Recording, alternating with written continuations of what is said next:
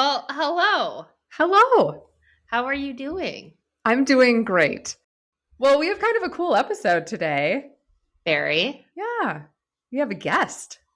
We do. And I'm very excited because I am a huge fan of this guest. I've only known her for about 2 hours, and I am also a huge fan already. That's how she rolls. You know, she's in your life for 2 hours and then you're hooked forever. It's my roommate. Dun, dun, dun. Yes. No, I can't do dun, dun, dun. That's like trouble. Well, her nickname is Trouble. Well, here we go. We're in for a ride. So I'm going to introduce officially Rachael Steacy. She is my roommate, but most importantly, she is the owner of Rachael Steacy Events, also here in Chicago. And we're so excited to have you today, Rachael. Yay! Hello, ladies. Hello. Thank you so much for having me.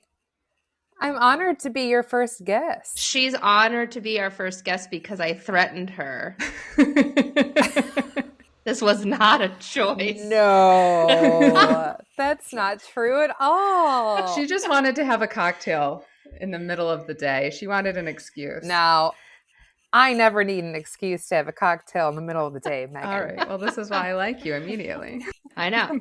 Rachael, what drink of choice did you bring to today? My drink of choice is a vodka soda splashed with a dash of fresh apple cider. Mm. Oh. You know what I like about it is the ice. I heard that there was an ice clinking joke, and so I wanted to be a part of an inside joke, like Michael Scott. Well, you did it. And listeners, once again, if you hear that ice jingle, you must take a sip of your drink. Jen, what are you drinking today? I am doing a Cabernet Sauvignon. Is that how you say it? That's how you have said it every time you've said it on this podcast. Well, no, I said Sauvignon Blanc. This is Cabernet Sauvignon. All right. How about you? I was trying to outdo my trashiness from the last time. And so I decided to make myself a 7 and 7. Ooh. So like Seagram 7 and 7-Up, but we didn't have any 7-Up, so I used Sprite. And then I got nervous about the clinking, so I only added limited ice, and I have a straw. So I'm just going to set it next to me and lean my head over to drink it and not move my cup.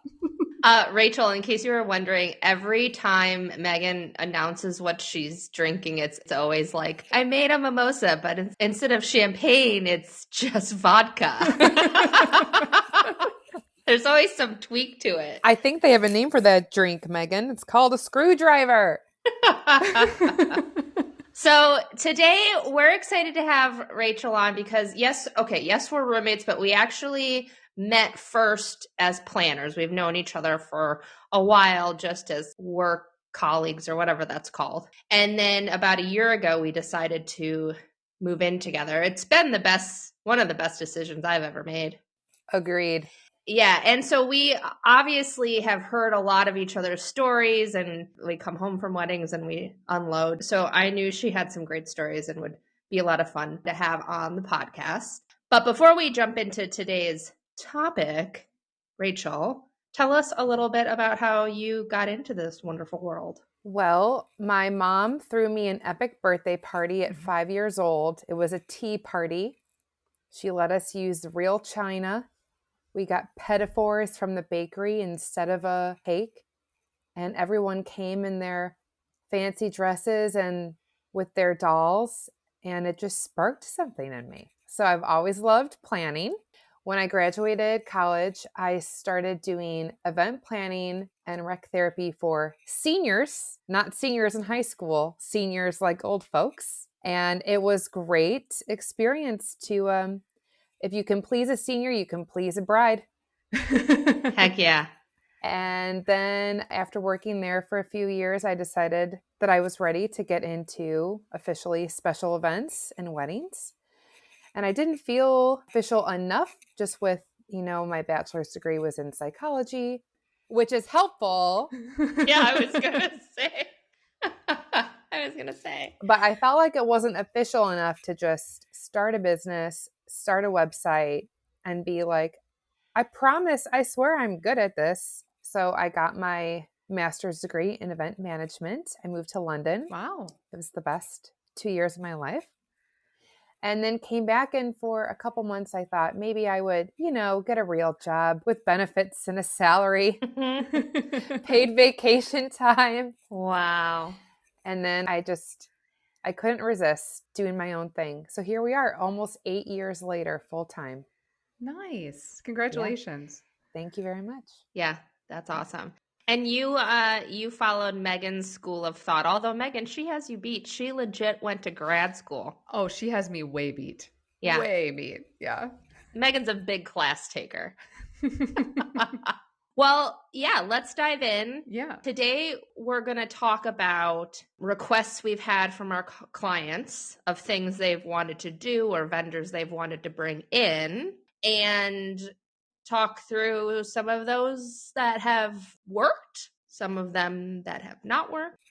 One of our biggest jobs as planners is to educate people, because we have done so many weddings, and most of our clients, it's their first wedding that they've ever done. And people come to us with some crazy requests that they've seen online or heard about or dreamt up in their head. And it's our job to sift through those requests and talk to them about maybe what makes sense and what doesn't. Because some things with weddings, even though you might have seen a picture on Pinterest or on some Instagram reel, it really isn't a realistic request, right? And I think people don't realize that. And so we're going to talk about some of these crazy requests that we've gotten today. Totally. Yeah. Logistics is such a huge part of what we do. It's mostly what we do. And so to your point, yeah, we get some great ideas or some, hey, I saw this or whatever. And immediately our brains go into everything that is going to have to happen on the back end for that to work. Right? Right. And I'm going to go first here, if you don't mind, because I feel like my story, I know this is going to surprise some people. I didn't have a ton of crazy requests. I think the two of you have better stories. So I'm going to share my last wedding. Just recently? Just recently. Okay. Yep. It was at Air Bath. They had a lot of crazy requests that we made work. I mean, like, we had a gong. I mean, that's not crazy. Well, it is kind of crazy. And that's the thing. Like, maybe I have done a lot of crazy things, but I'm like, that's so normal. Right. To have a gong at your wedding. But I think what we're talking about is the crazy requests that we know are not going to work. Right. So, fog machine. Ooh. Okay. Yeah. They got married in the water. You guys are going to hear about this wedding for the rest of this podcast. They got married in the water. It's this bathhouse. Guests wore masks, et cetera, et cetera. It's very theatrical. And so they wanted a fog machine. Okay. And I was like, okay, cool. Let's get a fog machine. And I spent a lot of time talking about this fog machine with the vendor we brought in. There's a lot of things that people, even myself, don't think about initially. And that's why we rely on our vendor partners. You know, they always know more than we do about their particular avenue, let's say. Yeah. But there are smoke detectors. And then everyone's like, oh, well, you can get fog machines that don't set off smoke detectors. But these particular ones could still go off. Okay. And what people don't think about, at least in Chicago, because I don't know if y'all heard, but the city burned down once, like completely. So if a fire alarm goes off in a building, trucks are called immediately. It's not even somebody being like 911. It is just they're sent.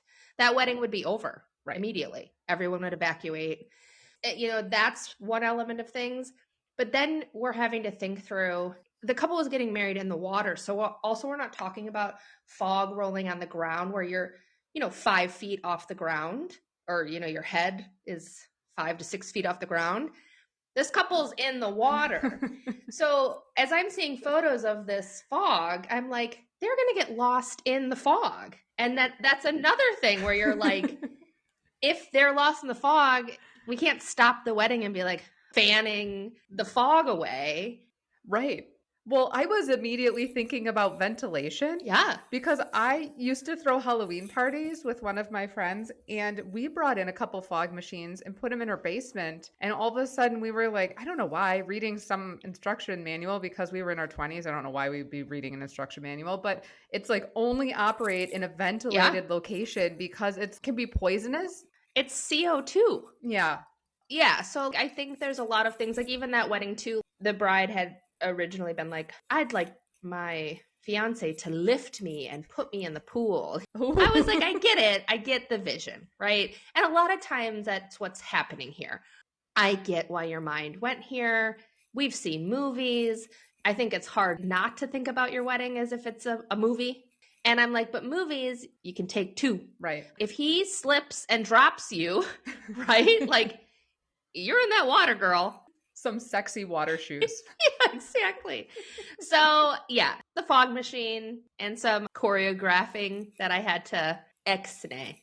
Mm-hmm. So you figured out that it wasn't going to be a good idea and you explained it to them in advance. Mm-hmm.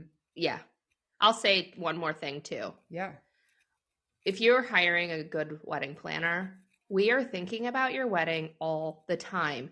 Yes. So even the idea of them being lost in the fog came to me at 3 a.m. one night. and I got my phone and I emailed myself so I didn't forget.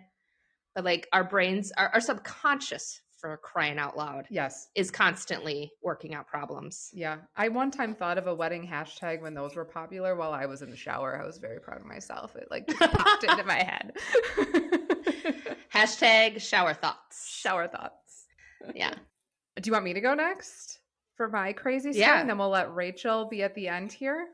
I think Rachel deserves the end. Yeah. Okay.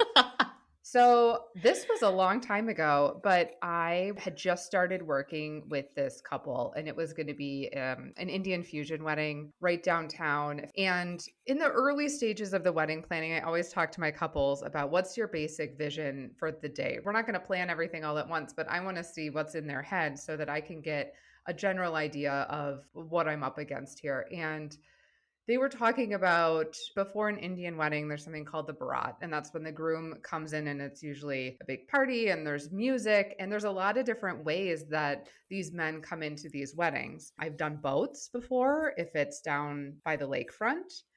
A lot of times we do horses. I even had one wedding where it was, I know Jen loves a casual wedding. It was a little more casual And the groom hooked up a boombox to the back of his bike and rode his bike a couple blocks with his buddies with some streamers on his bike. It was really fun. I love that couple. Well, that's a good casual. That's a good casual, yeah. One time I had a couple he did a rickshaw. Oh. Yeah. There used to be rickshaws in Milwaukee and they disappeared. I don't know what happened to them. Rachel, do you have any Bharat modes of transport? Yes, well, just one. And yes, he came in on a horse, and then he had some super cool, famous DJ that they put on like a flatbed. Oh. And hooked up to a car, and the flatbed, like the truck or whatever, trailed him and the horse while the DJ was blasting beats. Nice. Was it Paris Hilton? No, but that would have been way better. Okay, well, anyway, I had a request from this groom that he didn't know how to ride a horse, so he wanted to see if an elephant was available. So he didn't know how to ride a horse, but he was like, you know what, I could ride an elephant. Yeah. Men, am I right? Men, am I right? So I'm going to do my due diligence on this, and I actually looked it up in my email before we got on this podcast, just as a refresher, so I could make sure I was right. Now, this has got to be 8-9 years ago already, so I'm sure the prices have gone up. But to rent the elephant, it was $45,000. Oh, wow. And you also have to, when there's an elephant, shut down the street because the elephant doesn't just like walk down the sidewalk. You're shutting down the street. So it's like a parade situation. There's a whole bunch of logistics. Poop, right? I mean, gross. Yeah. Did you get that far into looking about poop cleanup? I was just assuming that the $45,000 covered the cost of the poop cleanup. Surely. Right? You two say that? Like, are you kidding me? No, everything costs at least an extra $1,000. Yeah. Well, anyway, I politely explained that this was probably not the best use of the budget. And we moved on from there. Yeah. Mm-hmm. Well, that's nice that they gave up fairly easily after you spent all the time to figure it out. It was earlier in my career. I think now I would just be like, look, that's not going to happen. But I took the time and tried to figure it out. I think that elephant had to come from another state. It was, I remember you telling me about this. It was California. Oh, good Lord. I remember correctly, the $45,000, there were like 2 fees. And maybe that's what you're putting together. But I thought there was a fee to rent it and a separate fee to get it to Wisconsin. Oh my gosh. I mean, I believe it. Yeah. Yeah. And you said 45 and I'm like, well, because I think it was more. Okay. I would have to refresh my email. I think 45 is, enough where you just call it right there. Yeah. But I think it's the poop. Put a fecal matter clause in my contract. I'm not a poop picker-upper. In your contract? But now you're an elephant event expert, Megan. Who knows? You might get an inquiry after this podcast airs. Please, God, no. Well, I feel like doing this podcast, we are doing a lot of like putting things out into the universe, right? Mm-hmm. They're going to come a knocking. All right, Rachel. Wait, do your dun dun dun. Yeah, dun dun dun. I feel like now you need to use that for any guest you have. I know. We're so dumb. It's so great. I love this so much. Oh my gosh. Wait. Sorry. I invented this and I almost totally forgot it. All of our guests sharing a pet peeve. Oh, yes. We forgot about that. Okay. Rachel, you have to start with that. Yeah, we're new here. Yeah.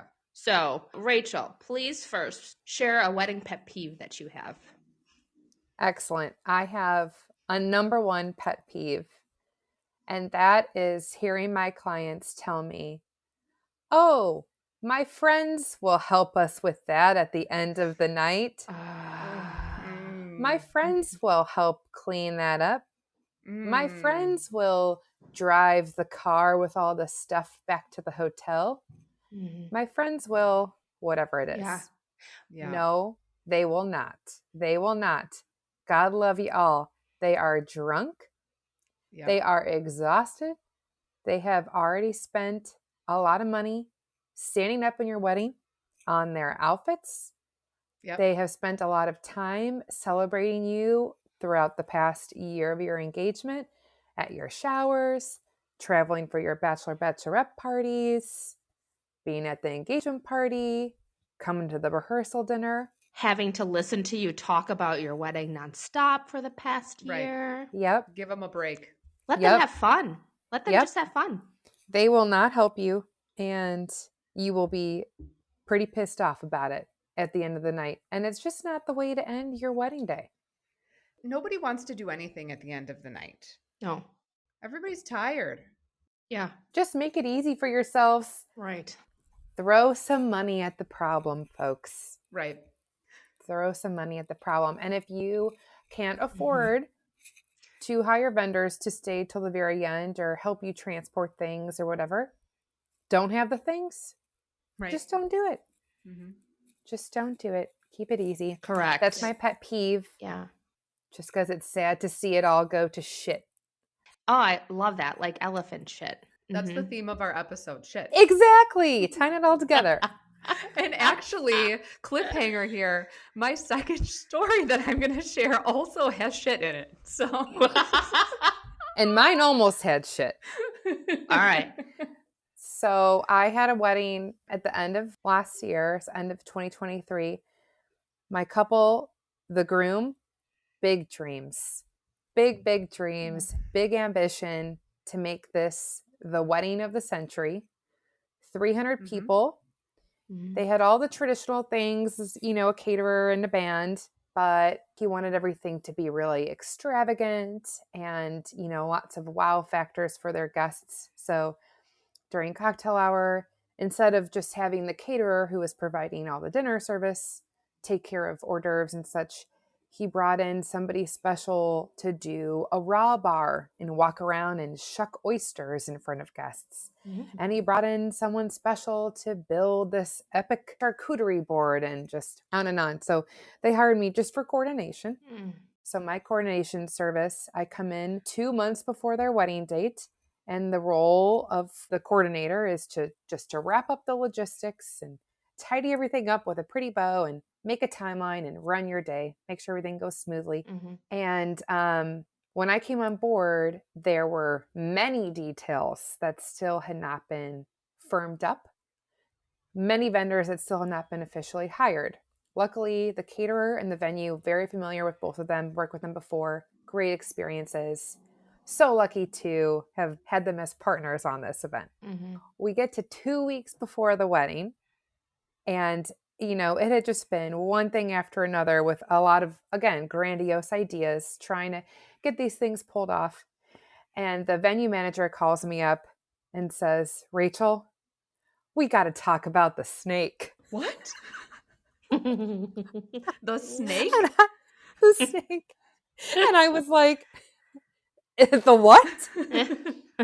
The groom had hired some zookeeper to bring in a python to walk around cocktail hour with this python. Why? For fun. Why not, Megan? Why not have a python at your wedding? Yeah. Have you not seen Britney Spears? You could put it around your neck. Okay. Yes. Literally, Britney Spears music video. Mm-hmm. And I had no idea. He hadn't told me. He was really running with the "I'd rather ask for forgiveness than permission" mantra for all of these items. And so a lot of these things were pretty non-traditional, but we were making it work. The snake put everybody over the edge. The venue, there's a clause in the contract, and you'll see this in most venue clauses, that any animals on site have to be approved by the venue, with the exception of service animals. And that is mainly talking about the people who want to bring little cute Rover as their ring dog, right, to walk down the aisle and then be whisked off when cocktail hour starts. Before they shit. Yeah. That clause is not talking about, just in case my couple wants to bring in a snake. Oh my God. Can you imagine if she would not have given you that heads up and you would have been there and saw somebody walk in with a snake? I know. And so the groom fought and fought and fought. He had, of course, already paid the zookeeper in full because he was hoping he'd just sneak it through and it would happen. And finally, we did talk him out of it. 300-person wedding, very crowded space, not safe to be walking around with a python. He wanted to bring in sword eaters. It was like a circus. Oh my gosh.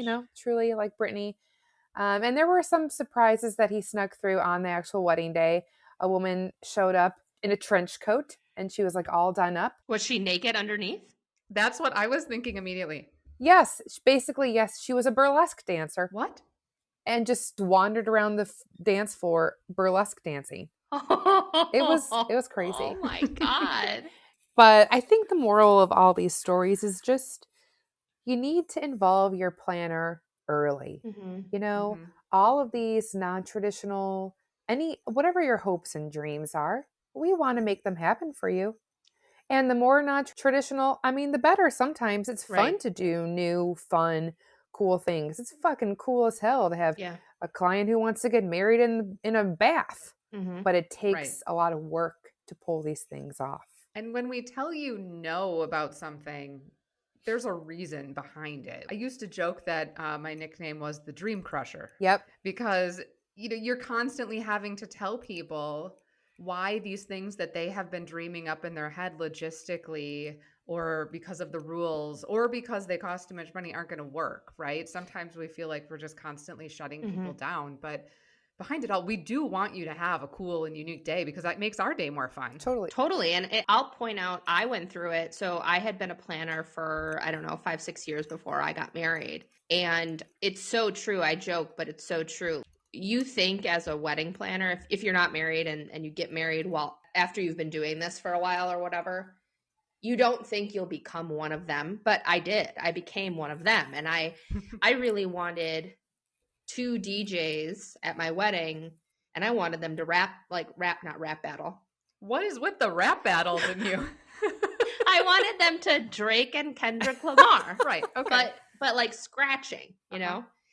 And we didn't have a ton of money. We were paying for the wedding ourselves, and went to one of my DJ partners and I was like, I want to do this. And he essentially like laid out all the reasons why it's going to be more expensive if we're truly across the dance floor from each other.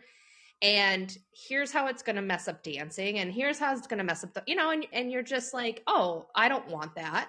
Yeah. And then we came up with an idea that still gave me 2 DJs. They did battle a little bit. Like, it was still a cool concept. Was it exactly what my brain had envisioned? No. But did it work? And did people have fun? Yes.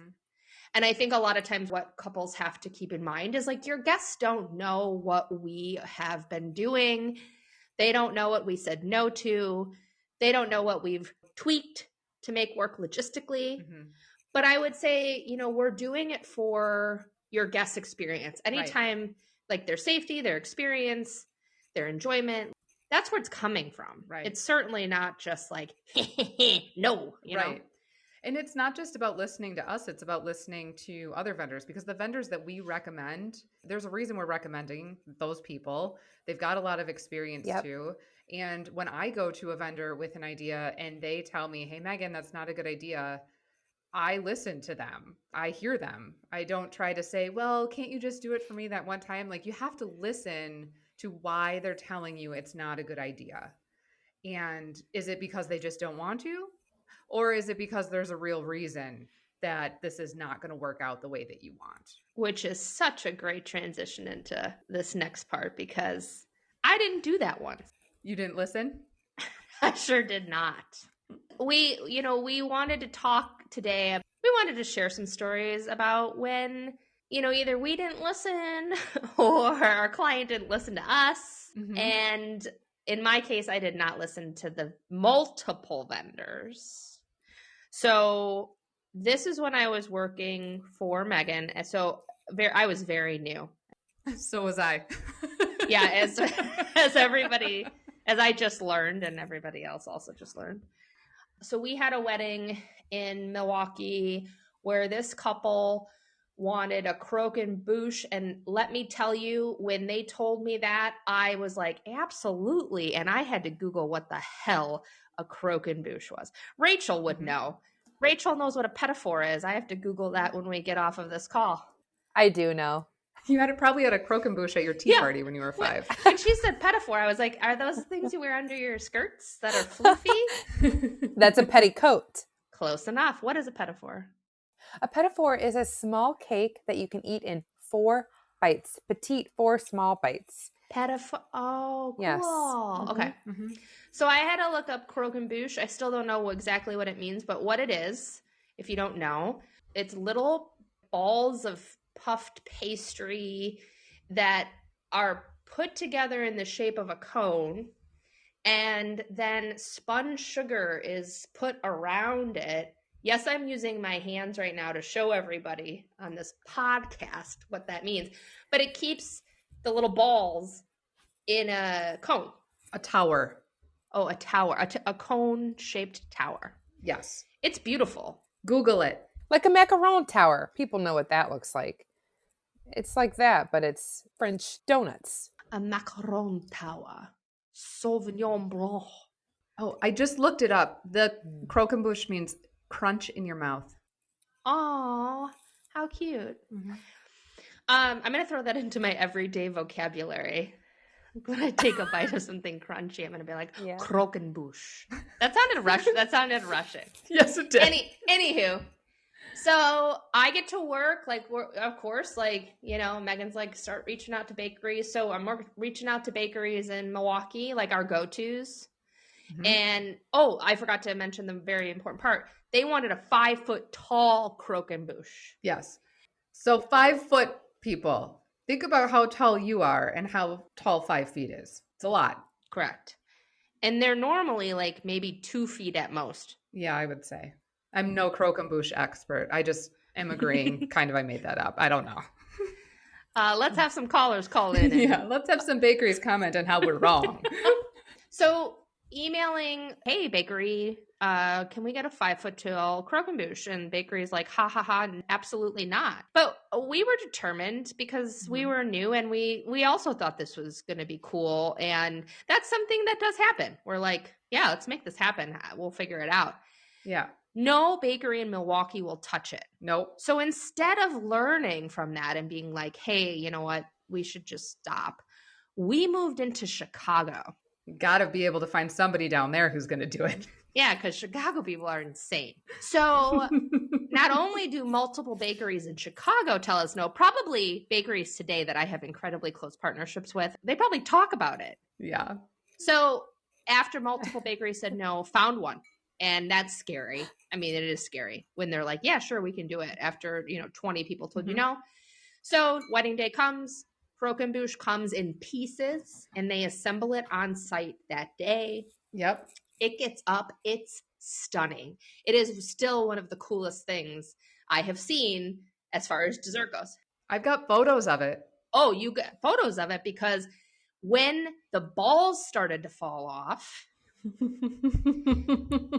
it was one of those things like we're setting up and I saw a ball on the ground and I'm like, that's weird. And you pick up the ball and you throw it away and you keep moving around. And then there's 2 balls on the floor. And you pick those balls up and you throw them away. And is this a wedding or a Sex in the City episode?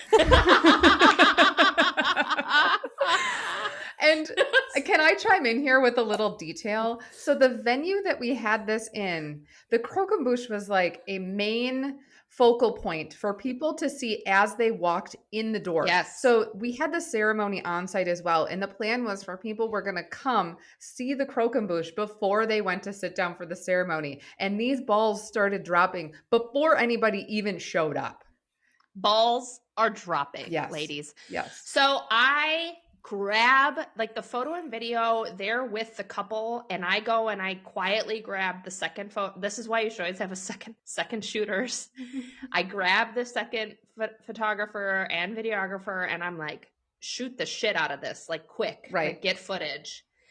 They get footage and then I go to the caterer and I'm like, you need to unassemble this. Like we need to save the balls. It was our only dessert. Yes. So you go into that mode of like, I know this is going to break their heart, but we need dessert for their guests, Right. So you make those decisions of like, it needs to happen. And at the time we were working with one of my favorite caterers. They did a great job. They brought it in back. They unassembled it. Then they made like 3 small towers. It was fine. But moral of the story is that is when I learned to also listen to vendors. I'm not going to ever be an expert baker. Right. But it looked cool as hell. It did look really cool. Cool as hell. Well, we'll post a picture online of this thing. I'll dig it out. Or we'll Who was the on photographer? Instagram. Do you remember? Woodnote Photography. And Caroline moved out to California and love Woodnote. I think she's still a photographer, but I don't think she shoots weddings anymore. She's some really cool stuff. I followed her for a while. She is cool. Yeah. She's one of those women you're like, I wish I could be her. Right. Caroline, if you're listening, you can be a guest on our podcast. I'll put that out into the universe. Yeah. Oh my gosh. I'll email her because she is pretty cool. All right. So, Rachel, what do you got for us? Well, I was just thinking about how talking about non-traditional tough things, kind of the opposite to Jen because our markets are different. Jen often gets, I feel like, cool, bougie, unique ideas to figure out logistics of, like fog and a air bath ceremony. And my clients are spending less money on their weddings for the most part. And so my difficult asks or non-traditional things are often like, we want something casual. We don't want to spend very much money. So we have chosen the most difficult place to get married. a barn in the middle of nowhere, Wisconsin. We've got a lot of those. And I have a friend, if you're listening, I love you both dearly. Bless your hearts. I offered them some help as a gift when they were first starting their planning process, and they bless your heart. Yeah. And they thought, no, we're fine. They, I think they didn't want me to feel like I was being taken advantage of, and which was very, very kind. But then 3 weeks before the wedding, they reached out and were like, oh, we need help. This is where the narrator would say, and she was taken advantage of. And, they had found a very small Peruvian restaurant in Elgin that they wanted to get the food from for this rural barn wedding in Wisconsin. And so the owners were going to rent special hot boxes to be able to cook everything in their restaurant and drive it the 2 hours and whatever. Then what happens? And I was mostly thinking about cleanup. Again, like I talked about earlier, they had said like, oh, well, our families have volunteered to help clean up. They were going to use all, disposable plates and silverware and things like that. What if you just said that? And then what? And then I realized, how are people eating? Oh, yeah. And they hadn't thought about it. Certainly no one was cleaning up professionally. And the people who were making the food were simply going to just drop it all on the doorstep of the barn. Oh my gosh. And there hadn't been any thought about how is the food going to get to the tables? Just silly little things like that. And again, we want all your dreams to come true. You want it casual, babe. That's casual. That's for sure. So were you able to help get it together for them? Yes, I said, well, the first solution to any of these problems, I feel like it's clear. Indeed, throw some money at the problem. Yep. And I said, well, can you offer to pay these kind restaurant owners an extra $200 to stay for 30 minutes and put all the trays of food on the tables? They were serving family style, and take the foil tops off, and then people can serve themselves from the table or whatever. And, they thought, oh, I guess we could do that. And I was like, yes, you need to do that, because it's not going to be you. You're going to be in the middle, literally in the middle of your wedding ceremony. Right. When they arrive. The two of you can't be doing this. Like, right. No.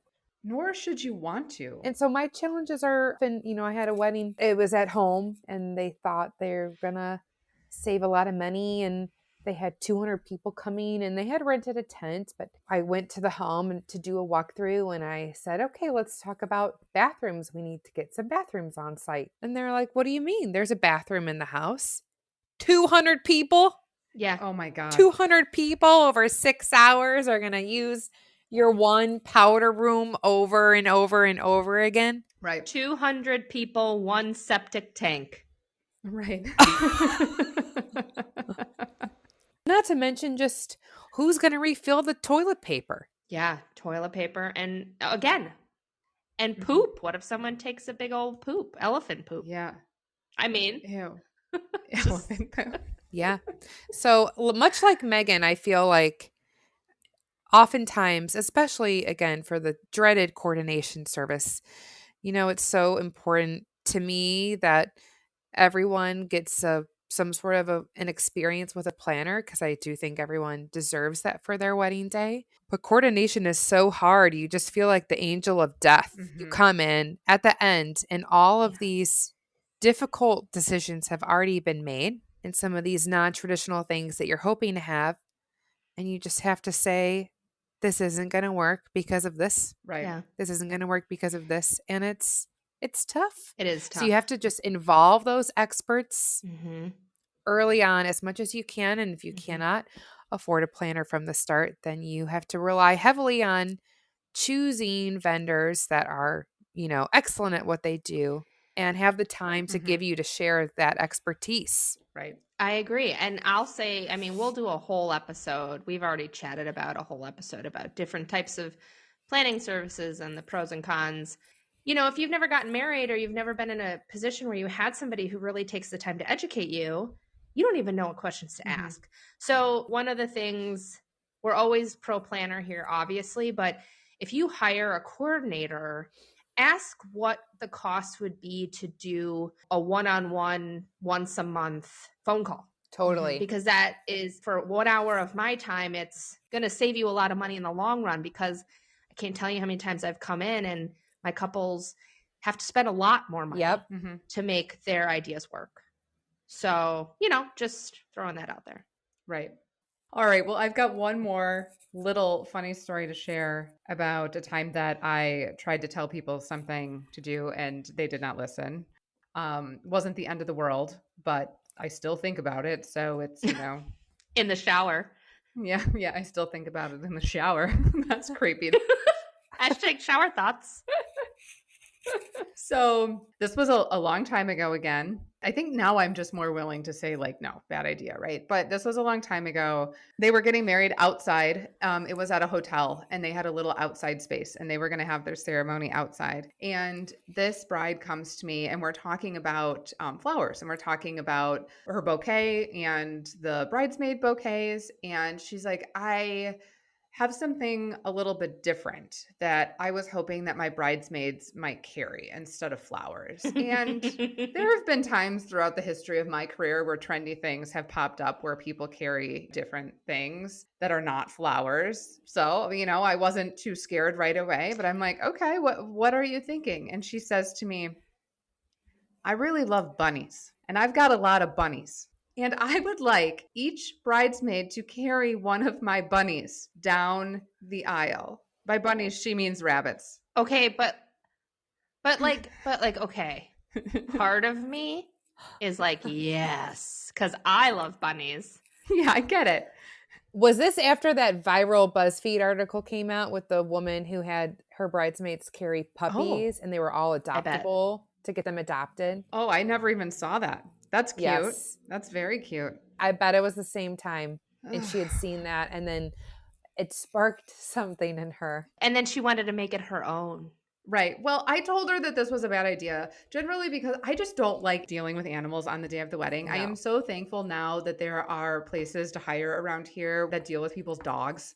Like, I love dogs. I love animals. But they are a complication on the day of the wedding that I do not want to nor have time to deal with. Anything that poops, that's dogs and that's babies. Yeah. Anything that poops. And rabbits, man.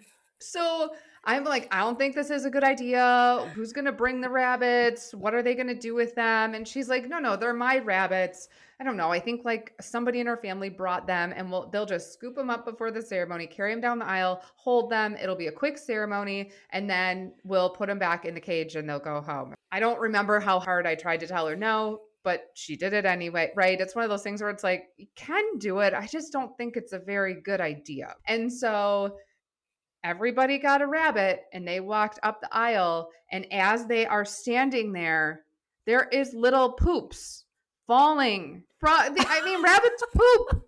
And then when the bridesmaids put them down, there was poop. Like, there was poop everywhere. And the little rabbit poop. It was disgusting. It wasn't good. They were cute. But it's better than elephant poop, Megan. Yeah. It's better than elephant poop. It's just like when I'm thinking of a wedding day, no part of it in my mind should involve shit. No part you should be thinking, who's going to clean up the poop? Right. No. That goes for weddings at home and 200 people with one powder room.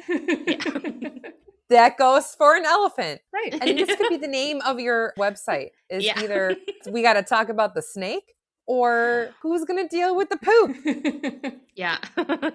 Do snakes poop? God, I would assume so. They have to. They do.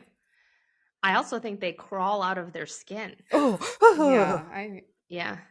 Yeah, that's so gross. I would see you like adding that into your final planning doc, as you're going through things like, and do we need to prepare for anyone who's going to take a shit? Oh man, is this where I share the story? Nah, we'll save it. Oh, you guys got to keep listening because you don't know what the hell I was talking about, but it's a good story. Well, Rachel, thank you for joining us today. Yes, thank you, Rachel. Thank you for having me, ladies. Such a fun time. Yeah. It means a lot that you were our first guest. Love ya. And we're going to keep drinking after this, right? Obviously. We hope to have you back sometime down the road. I would love that. I'll think of more stories that hopefully don't involve poop. But fun nonetheless. Fun nonetheless. Yeah, exactly.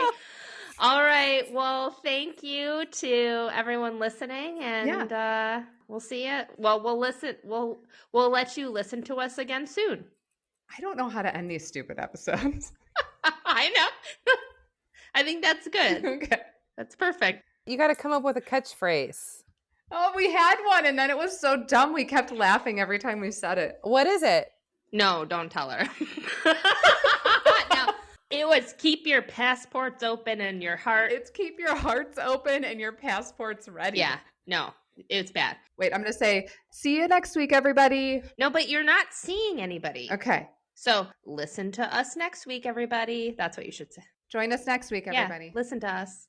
Can I say it without you talking? No, Join us next week. God damn it. Join us next week. Wait.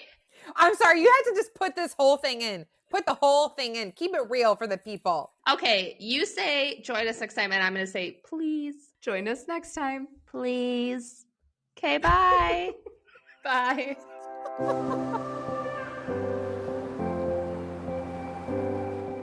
Thanks so much for joining us again this week. If you have a wedding or travel-related story of your own that you would like us to share in a future episode, send us an email to theplannerspassport@gmail.com. And be sure to follow us on Instagram at The Planner's Passport, and follow all of our travel and wedding businesses, including We Roam Solo, Dare to Dream Travel, and Dare to Dream Weddings. And please, if you enjoy our show, remember to rate, review, and subscribe from wherever you are listening to this podcast.